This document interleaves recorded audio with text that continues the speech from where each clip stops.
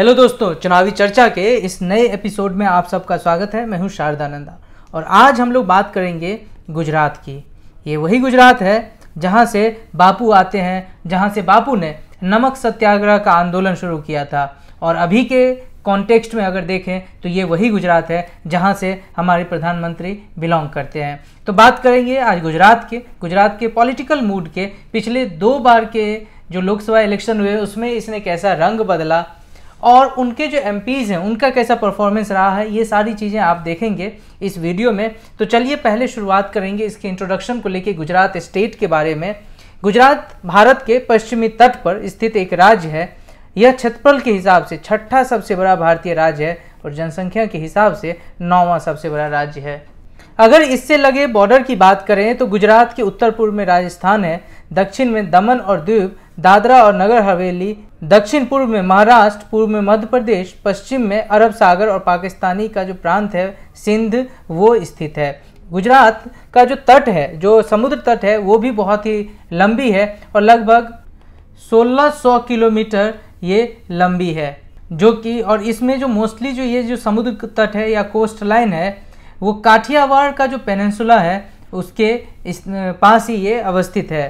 गुजरात की राजधानी की बात करें तो गांधीनगर है और जो गांधीनगर अभी तक जो अगर एमपी की यहाँ की बात करें तो अब तक लाल कृष्ण आडवाणी यहाँ के एमपी हुआ करते थे। उससे पहले वाजपेयी जी भी यहाँ से एमपी रहे हैं और अब जाके इस बार जो बीजेपी ने लाल कृष्ण आडवाणी को टिकट ना देके इस बार उन्होंने अमित शाह जो उनके नेशनल प्रेसिडेंट है उन्हें इस बार टिकट दिया है बीजेपी से। तो इसका जो पॉलिटिकल टर्म है उसमें भी बहुत ज़्यादा इम्पॉर्टेंट रहता है शुरुआत से ही। और इसकी जो गुजरात का सबसे बड़ा शहर है वो है अहमदाबाद।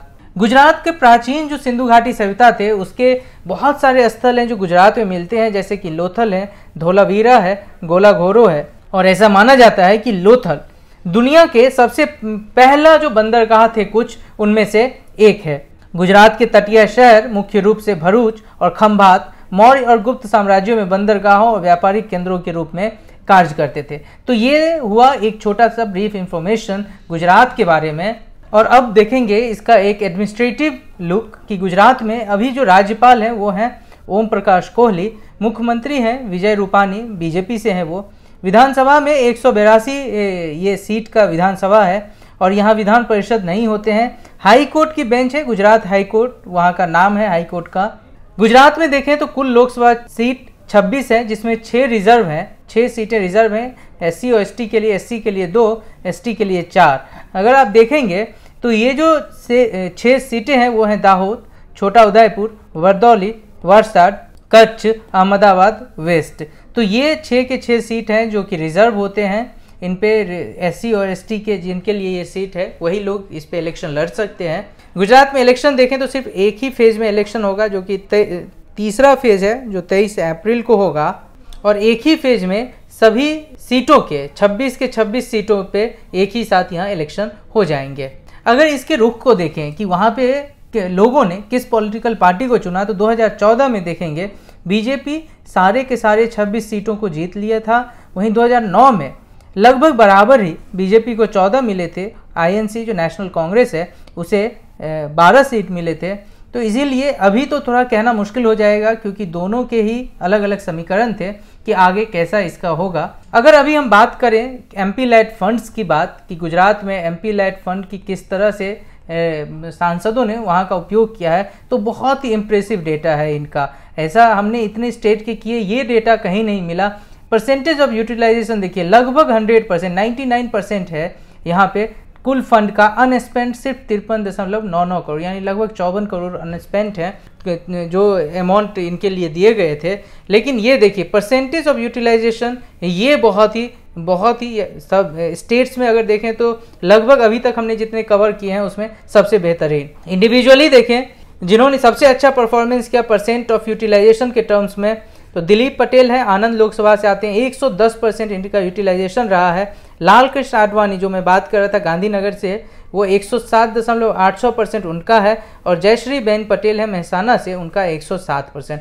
तो बहुत ही, अगर 100%, 99% सब पूरे स्टेट का एवरेज है तो ये तो जाहिर सी बात है कि इतना तो होना ही चाहिए। हाँ, लेकिन जो कंसर्न है वो है कुछ लोग, जो कुछ एमपीज जिनके परफॉर्मेंस स्टेट के परफॉर्मेंस को मैच नहीं कर पाए, वो है मोहन भाई, कल्याण जी भाई जो कि राजकोट से आते हैं, उनका 83% ही रहा। किरीत प्रेम जी भाई सोलंकी हैं, अहमदाबाद वेस्ट से, एससी सीट है ये। और जवंती शाह सुमन भाई बहनबोर, ये दाहोद से आते हैं, ये 87% इनका है। तो जो कि इनके गुजरात के जो अपने जो एवरेज हैं उससे कम है, उनकी परफॉर्मेंस उस लिहाज से अच्छी नहीं है। तो ये थी एमपी लेड फंड की बातें ये, और साथ ही गुजरात के जो भी एक इन्होंने जिस तरह से 2 लोकसभा में लोगों को चुन के भेजे हैं, तो उससे आप लोग अब समझ सकते हैं कि किस एमपी ने कैसा काम किया और गुजरात का एक मूड क्या होता है पिछले 2 लोकसभा को देखते हुए। तो इसी के साथ हम यही खत्म करेंगे इस वीडियो को। आप बने रहेंगे हमारे साथ, क्योंकि और भी हम बहुत सारे स्टेट के वीडियोस को आपके सामने लेके आएंगे। स्टेट में किस तरह से पार्लियामेंट के इलेक्शन हो सकते हैं, क्योंकि आपके पास हम डेटा रखते हैं ताकि आप एनालाइज कर सकें इसे। अब तक अगर आपने इस YouTube चैनल को सब्सक्राइब नहीं किया है तो ज़रूर सब्सक्राइब करें, और वीडियो अच्छा लगा तो इसे लाइक करें, शेयर करें और देखते रहें जागरणजोश.com।